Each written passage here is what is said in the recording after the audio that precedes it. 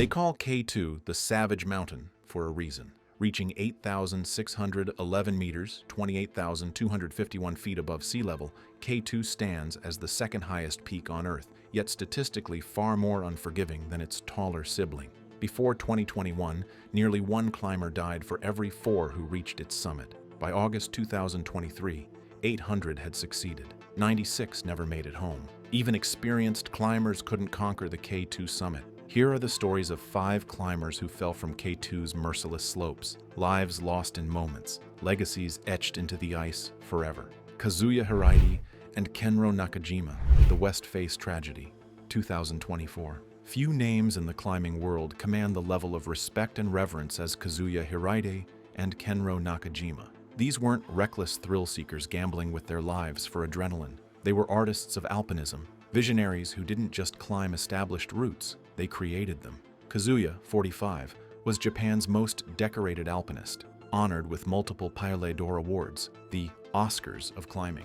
Kenro Nakajima, though 6 years younger, matched that brilliance with unshakable courage. Together, they formed a partnership that left its mark on some of the most unforgiving peaks in the world. Their legacy included pioneering feats on Pakistan's Shispare, the 7,611-meter monster with a northeast face that had terrified others before them. They opened new lines on Rakabi and Tichmir, routes so untouched they barely had names. Yet their ambitions weren't rooted in ego.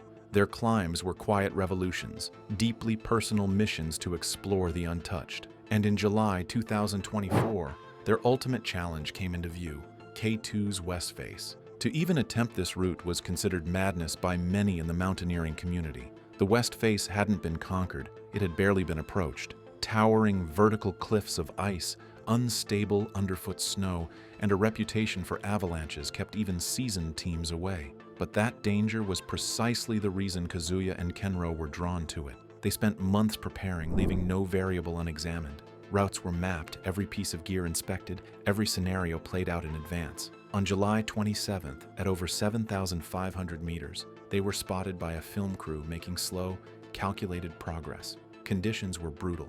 Ice crusted the rocks, and every foothold was a gamble. Then, in a flash, everything changed. There was no storm, no avalanche, just a slip. A slip on K2's West Face is not like falling on a sidewalk. They fell more than 1,000 meters, an almost inconceivable drop, still roped together. Their bodies tumbled through the thinning air, vanishing into the depths of the Karakoram.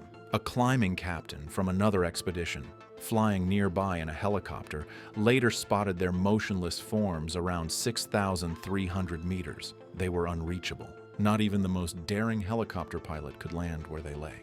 The rescue operation was swift but futile. K2 offered no path to bring them back. By July 30th, the decision was made. There would be no recovery. The mountain had taken them. Japan mourned deeply. Ishii Sports, their longtime sponsor, held a commemorative ceremony in December 2024. Over 1,500 people gathered in Shinjuku, Tokyo, to honor the legacy of 2 climbers who had lived not just for summits, but for the purity of exploration. The climbing world wept for Kazuya and Kenro, men who risked everything for beauty and lost everything to a cruel mountainside. Sergei Mingote, The Fall in Winter, 2021. When Sergei Mingote stepped away from his political role as mayor of Parets del Valles, Spain, to pursue high-altitude dreams, some called it crazy, others called it courageous. Either way, it was clear, Mingote was born to climb.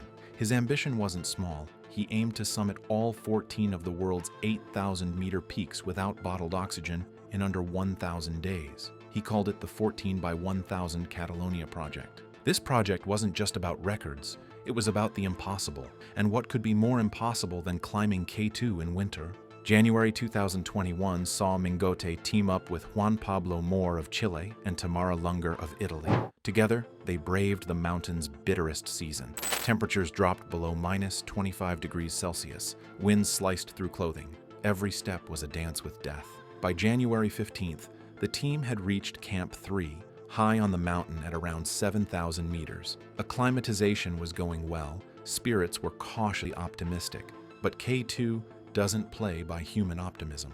On January 16th, Mingote and Moore began descending from Camp 3, a routine but dangerous move down slick, icy terrain. Moore took the lead, moving slightly ahead. Then, without warning, he caught sight of a body plummeting past him. It was Sergei. He fell nearly 600 meters. His Jeep's tracker started sending erratic signals. Back at base camp, Nepalese climber Changdawa Sherpa received the signals and made the grim confirmation on Instagram. Sergei had fallen. There was nothing anyone could do. No rope was found broken. No anchor failed. Was it a slip during a rope change? Was he hit by a falling rock? The mountain kept that answer to itself. At just 49 years old, Sergei Mingote was gone. Spain grieved. Prime Minister Pedro Sanchez tweeted he wanted to continue making history, and a tragic accident ended his life. His Instagram, updated just a day earlier with a celebration of reaching 7,000 meters, became a digital memorial overnight. Back at base camp, climbers were rattled. Tamara Lunger withdrew, too emotionally overwhelmed, but Moore stayed. He felt Sergei's spirit was still climbing alongside him. Juan Pablo Moore, A Legacy on Ice, 2021. Born in Santiago, Chile, on February 9, 1987, Juan Pablo Moore wasn't just an architect, he was a visionary, transforming Santiago's forgotten spaces into vibrant sports havens. Through his nonprofit Deporte Libre, he converted abandoned structures into playgrounds and climbing walls, offering hope to kids in underserved neighborhoods. But his heart belonged to the mountains. In 2017, he conquered Annapurna. In 2019, he climbed Everest and Lhotse in under a week, without bottled oxygen or Sherpa support, a Guinness World Record. His next challenge? The ultimate winter conquest, K2. After witnessing Sergei Mingote's fatal fall, most would have turned back. Moore didn't. He pushed on with Muhammad Ali Sadpara, Sadpara's son Sajid, and Icelander John Snorri Sigurjonsson. On February 5, 2021, the final summit push began. Sajid had to turn back due to oxygen regulator issues. The remaining three, Moore, Sadpara, and Snorri, pressed on into the Bottleneck, a narrow, icy chute infamous for fatalities. Then, silence, no updates, no jeeps movement. They had vanished into the dark above 8,000 meters. Helicopters launched frantic searches, braving fierce winds up to 7,000 meters, but returned empty-handed. Days passed. By February 18th, the search was called off. Moore, Sadpara, and Snorri were declared dead. Back in Chile, Moore's foundation became a vessel of mourning, but also of pride. In July 2021, Moore's body was discovered high on the mountain. His family decided not to retrieve it. The mountain he loved became his final resting place. Today, Deporte Libre continues Moore's mission, bringing climbing to the people. His cousin Federico said it best: everyone has their own summits. Juan Pablo showed us all how to reach for them. Atanas Skatov, the vegan mountaineer, 2021. Atanas Skatov's journey to K2 was anything but conventional. A scientist by trade, with a PhD in plant protection from Humboldt University, his world was once confined to labs and data. Then, in 2010, a single hike changed everything. By 2014, he claimed to be the first known vegan to summit Everest. Whether verified or not, it wasn't the point.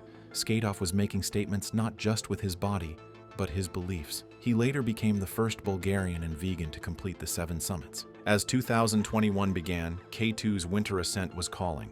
Skatov joined over 25 climbers aiming for history. Supplies at Camp 3 were dwindling. Temperatures fell to minus 35 degrees Celsius. Arguments broke out over oxygen shortages and broken equipment. Morale plummeted. Skatov spent the night of February 4th sleeping outside due to lack of tent space. Exhausted and cold, he still began his descent the next morning. And then it happened. From far below, climbers saw a bright red figure falling violently down the face of the mountain. It was Skatov. His body plummeted to advanced base camp. Pieces of his down suit were found scattered across the slope. His Sherpa, Lakpa Dendi, had just filmed him descending minutes earlier. Everything had seemed normal. Speculation ranged from broken ropes to pure exhaustion. In the end, it was accepted as a tragic, likely preventable fall caused by extreme fatigue. Bulgaria mourned loudly. Prime Minister Boyko Borisov called Skatov a national hero, someone who carried both a flag and a mission. His death marked the 4th fatality of that brutal winter. His cause lived on in memory, proving that principles, courage, and self-discipline can reach the world's harshest heights. Serge Dessureau, the firefighter who wouldn't quit, 2018. Serge Dessureau wasn't a name you'd expect to find in mountaineering history. A veteran firefighter from Montreal, he had spent nearly 3 decades running into burning buildings, but mountains became his next great battle. After a failed K2 attempt in 2016, aborted after an avalanche destroyed part of Camp 3, most would have called it quits, not Serge. In 2018, he returned with teammates Nathalie Fortin and Maurice Beausoleil, determined to summit both Broad Peak and K2 in one season. This wasn't ego. It was about representing Quebec, becoming the first Quebecer to stand atop both Everest and K2. By July 6th, the team had reached Camp 2. On the morning of July 7th, Serge descended alone toward base camp.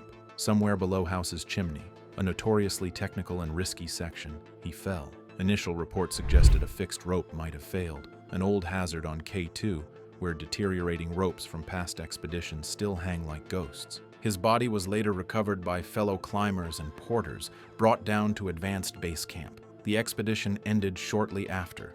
Tributes flooded in. Dawa Sherpa and Garrett Madison offered condolences. The Summit Karakoram team, who supported the climb, called him a friend and leader. Quebec lost a symbol that day, not just of courage, but of tenacity and grit. K2 doesn't discriminate. It doesn't care about accolades, reputations, or preparation. It has no memory, no mercy. Climbers from every corner of the world, scientists, athletes, visionaries, and humanitarians have stepped onto its slopes hoping to leave their mark. And in return, some have been swallowed whole.